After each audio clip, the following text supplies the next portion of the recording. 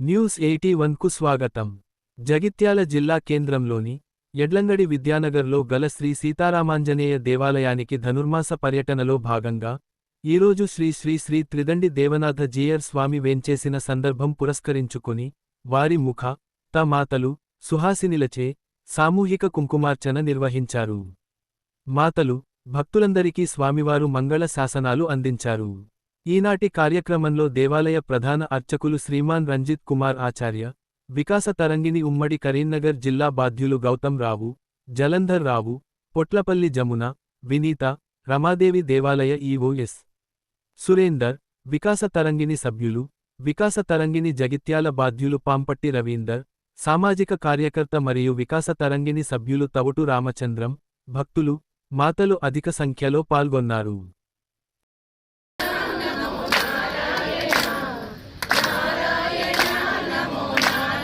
తెలియజేస్తున్నా.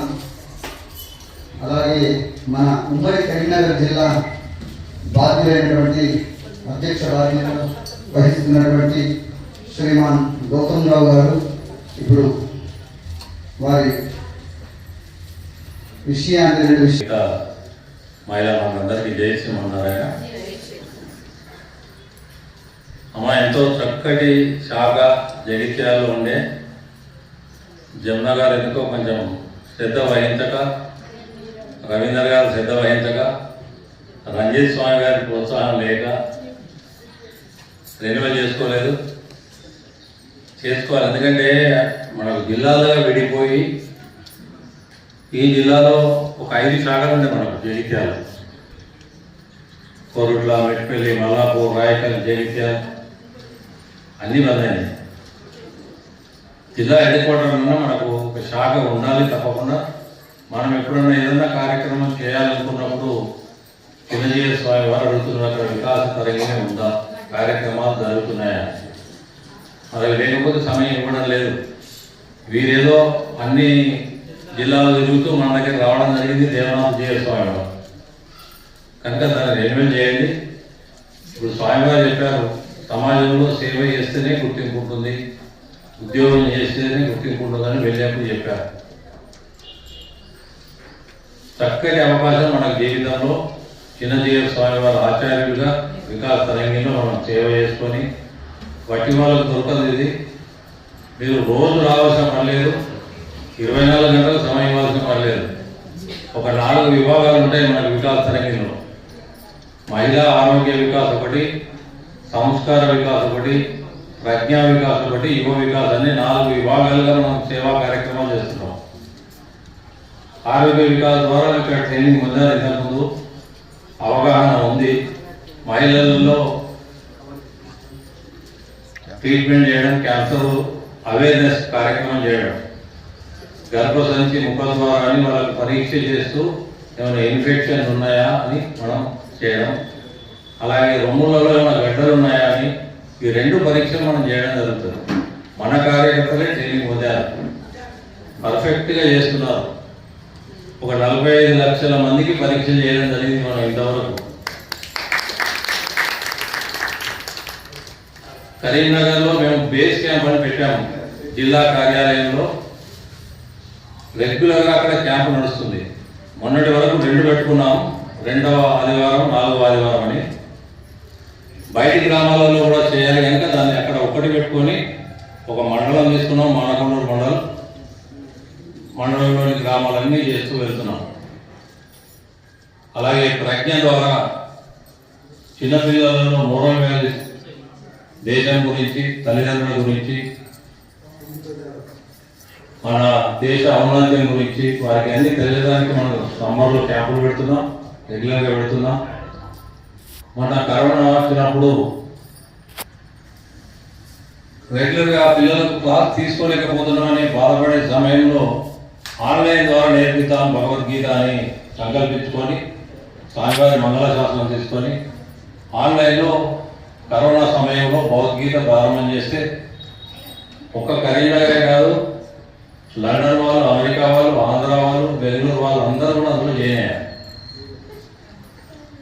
సుమారు 200 మంది జాయిన్ అయ్యి 120 మంది నేర్చుకున్నారు. చివరి వరకు 700 శ్లోకాలు. వాళ్ళతో పాటు తల్లిదండ్రులు కూడా కూర్చుండి వాళ్ళకు కూడా కంఠస్థ రావడం జరిగింది. ఆ విద్యార్థులు అవధానం చేస్తున్నారు.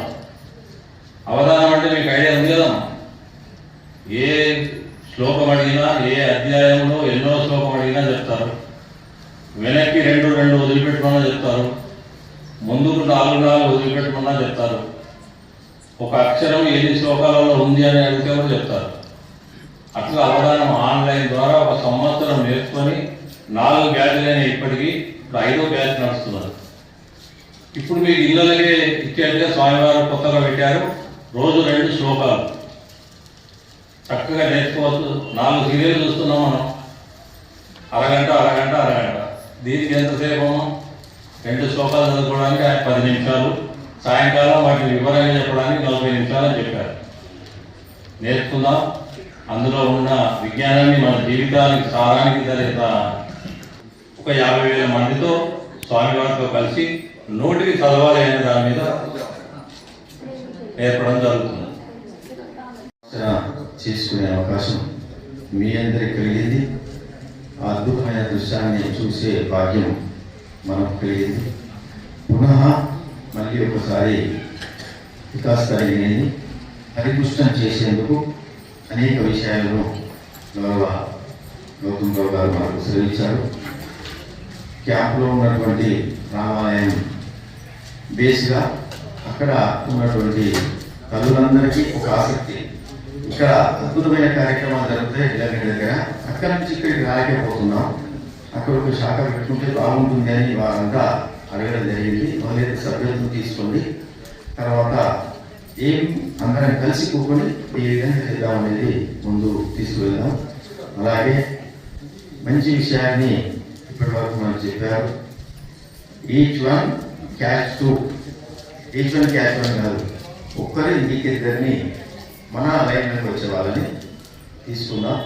భగవద్గీత క్లాసులు ఇప్పుడున్న పరిస్థితుల్లో నా అనుభవపూర్వకంగా చెప్తున్నాను. గీతా సత్సంగ కేసుగా 20-25,000 మందికి గీత నేర్పాం.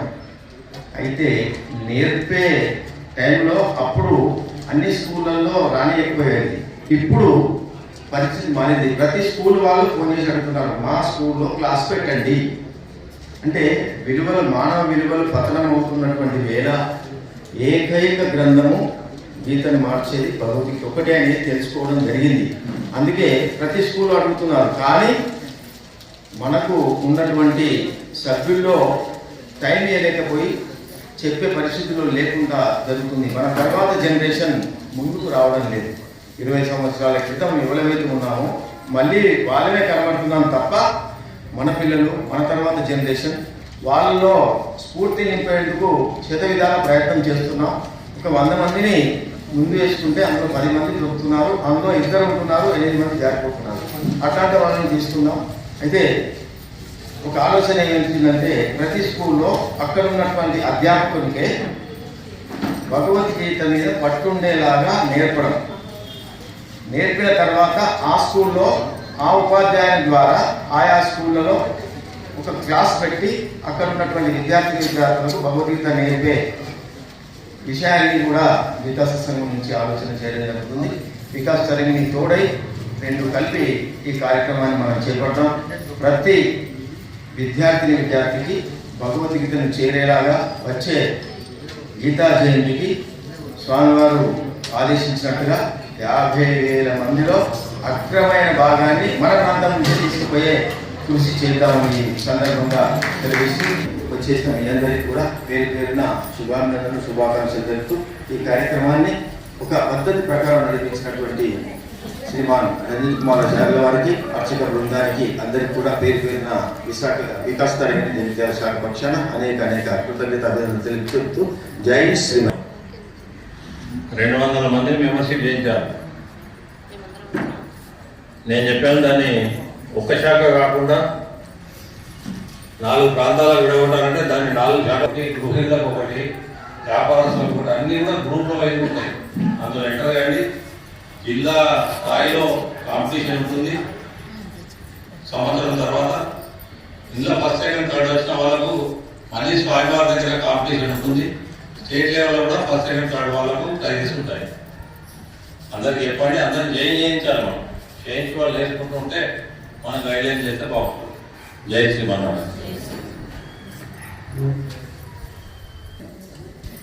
ఈరోజు ధనుర్మాసంలో మన శ్రీ సీతారామాంజనేయ ఆలయంకి మన స్వామివారు దేవరతి చేస్తాం రావడం, వారితో మనం నిజంగా కుంకుమ పూజ చేయించుకోవడం చాలా ఆనందంగా ఉంది. వచ్చిన మాటలందరికీ పేరు పేరున కృతజ్ఞతలు తెలుపుకుంటున్నాం.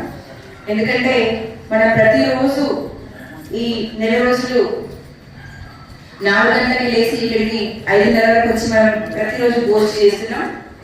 మరి తిరుమలలో కూడా సుప్రభాతంకు బదులు తిరుపావళి చదువుతారంటే దీనికి ఎంత విశిష్టత ఉంది, ఒక వేదంతో సమానం అనేది చాలా మందికి తెలియదు. మరి కాబట్టి తెలిపే మనమే కాబట్టి వికాస్ తరంగిణి ద్వారా ఇంతకుముందు మనకు గౌతమరావు గారి సూచన మేరకు చాలా కార్యక్రమం చేస్తున్నాము. మరి అది కరోనా తర్వాత కొంచెం కొంచెం తగ్గింది. మరి ఇప్పుడు మనము స్వామివారి దగ్గరికి షాట్ తీసుకొని వెళ్ళినప్పుడు స్వామివారి మండలికి 15 నిమిషాలు మాట్లాడారు. కానీ ఆ మాటలలో మనకి ఏం కనబడింది, జగిత్యాల వాళ్ళు వికాస్ తరంగిణి వాళ్ళు ఎందుకు మీరు చేయడం లేదు అని అడగడం జరిగింది. నిజంగా అందరం కూడా మళ్ళీ మా అందరం కూడా కలిసి వికాస్ తరంగిణి మళ్ళీ యాక్టివ్ చేద్దాము అని అనుకుంటున్నాము. అదేవిధంగా మాకు ఇక్కడ మా గుడిలో మాకు సహాయపడుతున్న అంజలి గారు, అదేవిధంగా రమకే కూడా తను కూడా ఒక స్కూల్ కండక్ట్ చేసిండ్రు. ఎన్నో పాఠశాలలో వారు పనిచేసి వారు కూడా అనేక కార్యక్రమాల్లో పాల్గొన్నారు. మరి వారు ఇంకా తర్వాత పండిత శాతక్య వాళ్ళు, సరళక్య, అందరూ రోజంకి చాలా మంది మిగతా వాళ్ళు అందరూ చాలా కార్యక్రమం చేస్తున్నారు. దయచేసి ఇది ఒక్కరో ఇద్దరో కలిసి చేసే కార్యక్రమం కాదు. 4 కార్యక్రమం చేయాలంటే మన అందరం కలిస్తేనే కార్యక్రమాలు అయితే. సరే, రామాలయంలో కూడా కోదండ రామాలయంలో భోజనం చేసుకుంటా అంటారు. నెలలో అక్కడొక 2 కార్యక్రమాలు, ఇక్కడొక 2 కార్యక్రమాలు చేసుకొని అక్కడికి మేము వస్తాం, ఇక్కడికి మీరు రండి.